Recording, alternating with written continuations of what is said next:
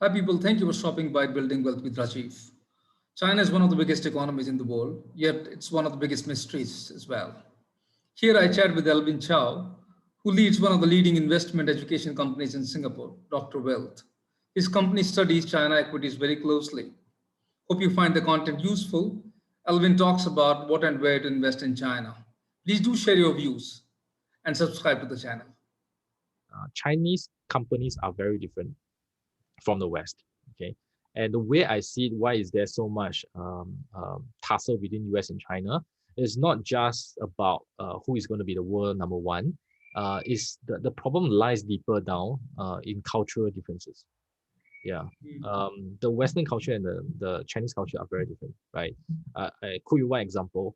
Um, in the West, people believe in expressing your individual thoughts and Identity. feelings, right? Because you are supposed to stand up for yourself. You're supposed to say, even though you know that somebody may disagree with you, but it is the right thing to do. You have to say what you really think and feel, right? People respect that kind of honesty, that kind of openness in the West. But in the East, in China especially, right? Because they are brought up in that kind of confusion culture, harmony within a group is very important. You better don't say something that you offend somebody else, especially someone senior, right? You better keep quiet. Okay, so you can see this kind of cultural differences will eventually uh, exhibit even at the national level or even in the international level, right?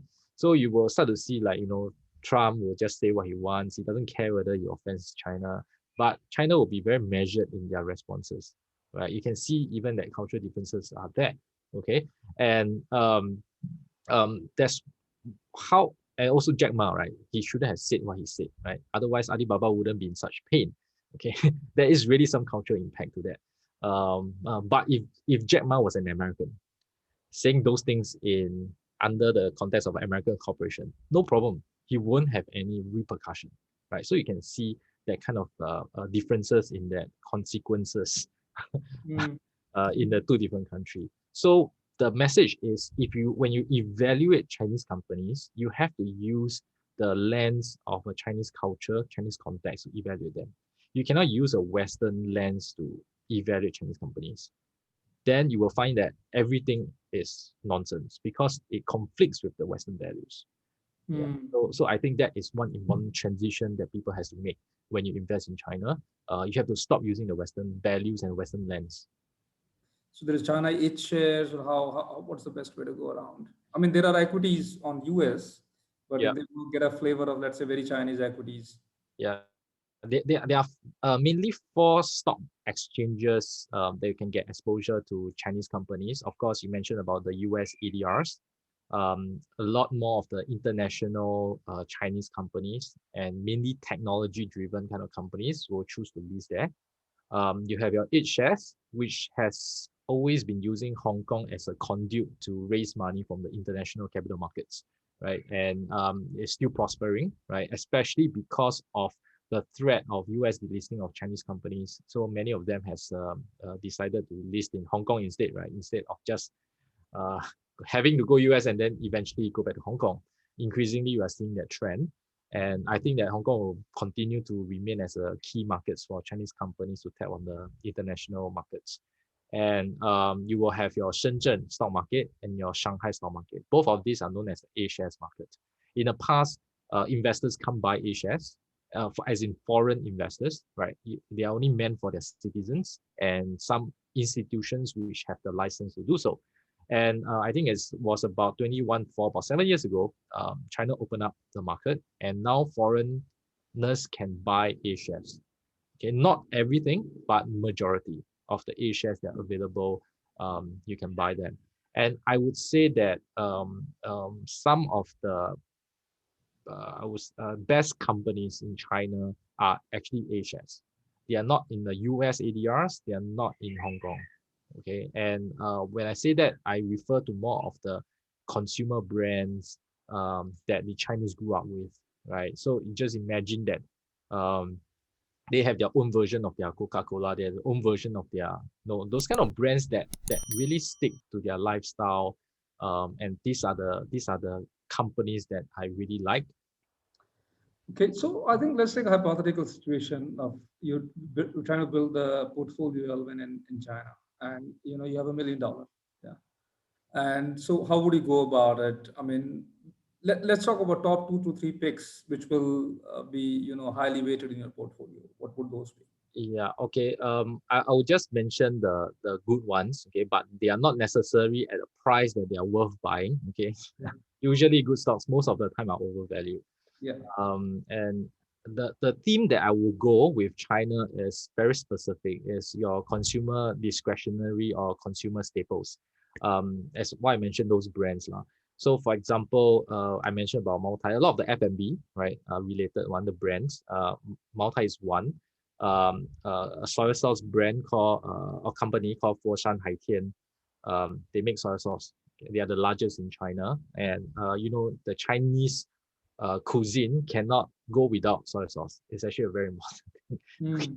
So to really understand how the Chinese live, right, it gives you some insights. Okay, and no meals can go without soy sauce. Okay, that's the way I see it. And the advantage of these people getting more affluent is that this food stuff, they can keep increasing the price without decreasing their demand, because if they raise by 1 renminbi or even 5 renminbi, right, they won't feel it. As they get richer, they won't feel it. They will still buy it because it's a necessity, right? It is just Mm. part of their life. Okay, and that's the beauty of the business. Your costs remain more or less the same, but your price keep going up and your margin keeps expanding, and people keep replacing, keep buying it. So that's that kind of sticky business I would like to look into. And so there are a lot of all these F&B companies.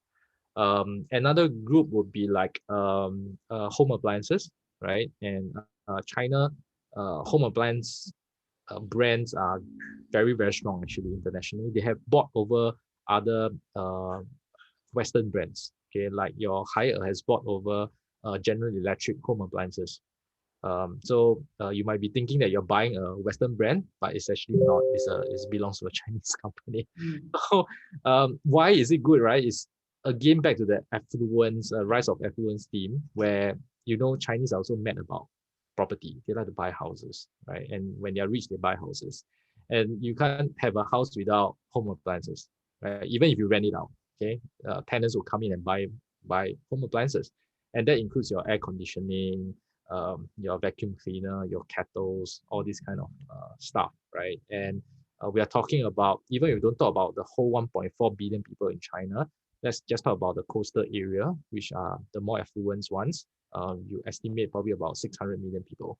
That is going to be a lot of homes, and there's going to be having a lot of demand for these home appliances. And then there's also globalization, right? The international expansion for companies that hire, and another one would be media, which is actually makes number one aircon maker in the world, right?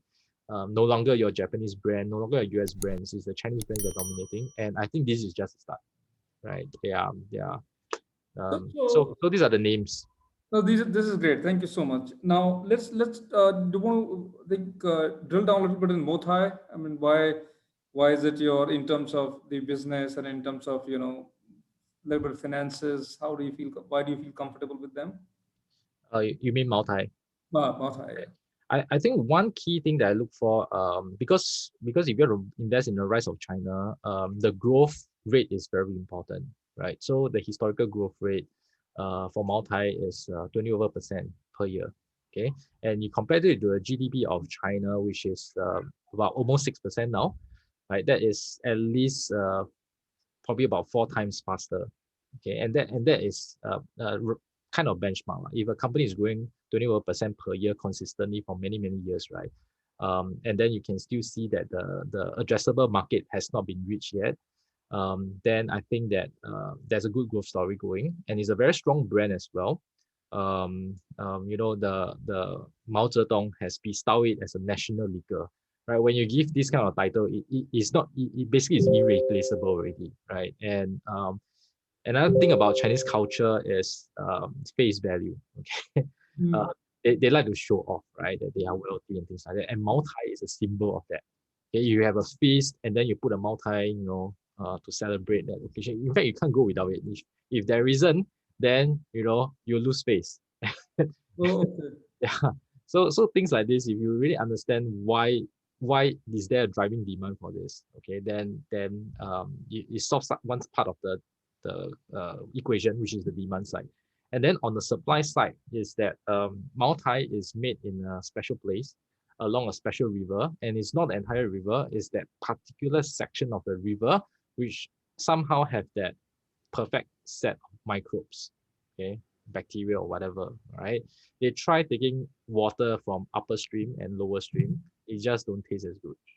So even in terms of the supply, there is a limit to how much they can produce. Right? Yes, they can build more factories and increase the production, um, but there is a limit to it. Okay, and you couple it with limited supply and high demand, you get very high prices, and that's what happened to Multi, and that's why the margin also keep expanding for them, and it become a vibrant good. That means the more expensive it is, the more face value you get when you manage to buy a bottle and put in front of the people, right? And in any state official dinner, all these kind of things, they will have Multi because since Mao Zedong time, that is the ritual, okay, that you have to toast with it. So you can see this kind of very powerful brand is very hard for another competitor to just replace it. It's almost impossible. Yeah. So this is the kind of good businesses that you want to get on it. But why do you think that Moutai would grow faster than a technology company? I mean, It's not growing as fast as technology company like your Tencent and Alibaba are growing faster, right? But in terms of having to face competition, Moutai actually have even the second place like Wuliangye, all this is not even near that status.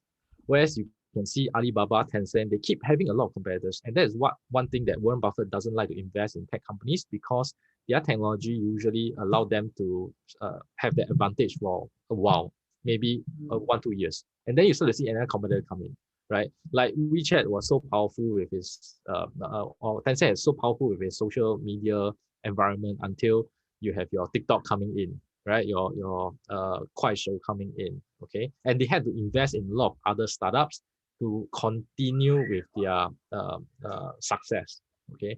So tech company is growing faster, right? Their margins are also good. The only problem is that they will always meet a credible competitor a few years down the road.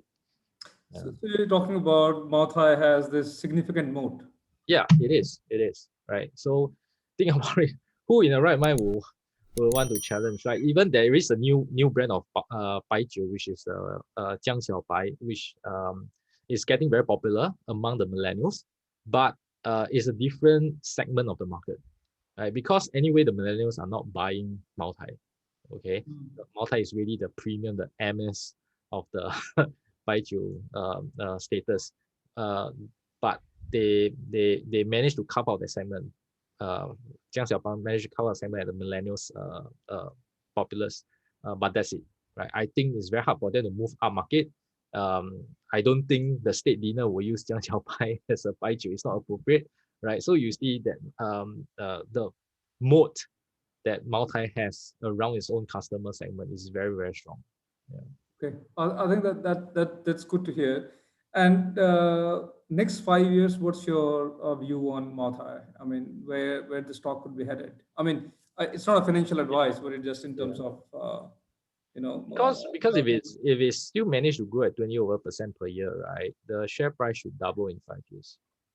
Okay, Right, it should double in 5 years okay, if the share price follow the fundamentals now. Yeah. okay. That's good. Now another company, which company you would like to pick? You've given four companies, but let's say one is Moutai. The another one in terms of ranking, I'm just since we just talked about two companies. I said, I prefer the very sticky brands. F&B will be my preferred ones. Okay. Okay, And then the second one would be the Foshan Haitian, which is the soy sauce uh okay, company. Yeah. okay, So it's similar. It's actually growing slower. The revenue growth is 10+%, less than 20%. But it's acceptable to me, right? For the stage of the company that it is in. Um, and it is different from Moutai. Moutai is more like a Veblen good. That means the more expensive it is, the better it is, right? It's a status good. Okay. Whereas your Foshan Haitian is a daily necessity.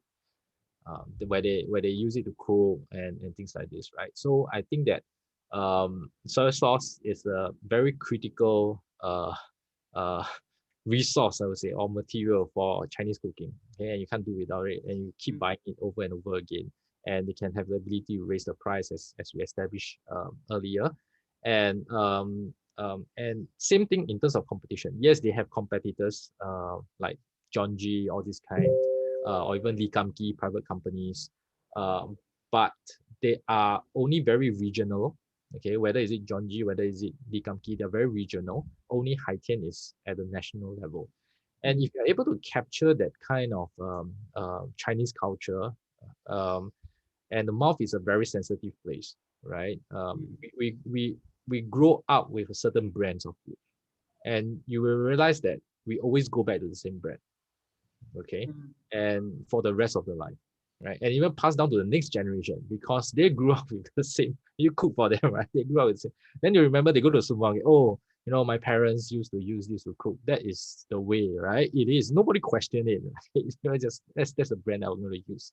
Yeah, nobody will go and try new brands. Yeah, maybe they will try it once in a while, but they will still feel that, oh, I still like the original one because it's linked to their childhood. It's linked to the stories of the family, right? You cannot just take it away from that. The moment you buy another brand, you feel like you betrayed your family. The kind of level, right? I choose to think that way. The familiarity, okay, is important in this kind of F&B stuff. Example, right? It's like there are blind tests in the West when they compare Coke and Pepsi. Okay, we all know that Coke sells much better than Pepsi. And during all these blind tests, actually Pepsi came out as a better tasting cola compared to Coca-Cola. But why do people have a stronger mindshare of Coca-Cola? So the most powerful brand is not the one that tastes the best. It's not the one that is the cheapest, right? The one that sells the most is the one that captures most of the minds of the consumers. Basically, that's it. So The I brand think, equity is basically this soy sauce brand is very, very high. yeah. So I do think that the mind share of this Haitian brand is just too strong. So would you have any idea on the financials of this, how the company is growing and all that I stuff? think they are going slower compared to Moutai. They are going about 10+%. I think in the region of about 16% or 18%, that kind of level. Still pretty fast compared to the GDP of China, right? And they have the ability to increase the prices, right? That will increase the growth rate, okay? Because the revenue will grow by price increase. And because once you the other concern is once you dominate the entire market, right? Then where is the growth going to come from? Okay, and that's why I think that price increase is one of the core drivers of their growth, and as well as there can also be some form of overseas expansion, but I think it's harder um, um, for those PRC who travel out of China, right, to work in another country. That is a connection back home, right? So that's possible. In fact, the Haitian brand is sold in Singapore. You can buy it in the supermarkets everywhere, whether it's NTUC, Sheng Siong, you see them there. Um, Locals don't buy them, right? It's actually for the PRCs who work here. That's their connection. That's their conduit back home, and you get to taste it every meal that you cooked, right? So that feeling is very great, and that's where I think that that overseas expansion will come from is actually to sell to the Chinese diaspora around the world, and we know that there are Chinese everywhere. There's almost a Chinatown in every country, right? And they all look the same. It's growing. Yeah, exactly. So I think that is how the expansion will happen from there. Margins are good. Even their profit margin, I think 20 over percent, because it's not a complicated product. It's not like technology product where you always need to innovate. For soy sauce, you better don't innovate because people like the traditional taste. They like the original, right? Yeah. So you don't even need any R&D basically. You're just putting in the same thing and then you just keep increasing the price and saying the same thing. It's a very simple business, right? Whether how technologically advanced in the future, next 10 years, 20 years, maybe you have flying cars or whatever, but likely you still take soy sauce. Yeah. Yeah. No, I agree. I agree with that. And what kind of like for these two companies, where do we? I mean, if you want to do research, want to find out more, what will the right source? Is it annual reports or? Annual report, definitely. I will always prefer to go that direction. So some of the sites that house this, one of the best is the Sina Finance. So the Okay. website is finance.sina.com.cn. Okay, they Okay. have an international site, but you should go to the .cn one. It looks intimidating because it's in Chinese, but actually you can just, if you are using Chrome browser, you can just use Google Translate the page. You'll be able to find what you want, right? So Google Translate is probably about 90% accurate, more than good enough for most people. And once you download the annual report, you can also upload the whole PDF into Google Translate and it will come out English for you, right? So I think language is not an issue anymore. Increasingly, it's not going to be issue in the future as well. I think the days of you need to learn multiple languages is gone. You just need to be good in one language and you can get anything translated to your language, right? Even when you talk to people. So I do think that we don't need to worry too much about that language difference. Don't need to go and learn Chinese specifically because you want to invest in Chinese equities. I think uh, you can just use the translation. And there are also analyst report to keep you updated, announcements, all these things on that website itself. It's very comprehensive. That would be my main source of information about the company. You talked about ETF, right? Yeah. What is that? What is the China ETF people can look at? Um, I think the China ETF, if you just want to get a broad base kind of exposure, would be by the ticker MCHI. It's actually listed in US. It invests in Chinese company listed all around the world. Because it's very interesting, right? If you look at Chinese companies, they list in many, many places. Hmm. And that adds to the confusion, right? Where is this this company listed? Where should Hmm. I buy this? And when you look at US company, they predominantly just list in US. Even though there are different exchanges, but they all list in US. So it makes it easy. But for China, it's challenging, right? So even for the ETFs, it's important to know where the exposures are, right? This is one big core difference. Okay. Hmm. So MCHI is the one that will cover your US ADRs. You will have your Hong Kong A shares. You will have your China A shares, and also some other even as cheap in Singapore, all this, no? But they are in small numbers. So that is one ETF that get the biggest exposure, right? Okay. Cool. Um, Another yeah. one? So another one is like if you just want A shares exposure, there's a CNYA by the ticker CNYA. So they only buy the A shares, only Shenzhen and Shanghai. So you don't get your Tencent Alibaba, which is listed in Hong Kong as well as US for Alibaba. Yeah. So there are some nuances that you need to take note on take note of when you look at Chinese ETFs, where the exposures are. Yeah. And which ones has shown historically higher returns? Any idea on that? I think MCHI is doing pretty well. I think in general they did quite well. Like MCHI has averaged more than 10% in the last 10 years. Okay. Doing as good as S&P 500. So that really shows you US and China are the best markets. Investing in the world leader shouldn't go too wrong. That's it, Alvin. Really appreciate your time. Some really, really golden nuggets out there. Yeah, And no problem. thanks for sharing your experience. And hopefully we get to meet sometime and chat again. Sure. Nice talking to you, Rajeev.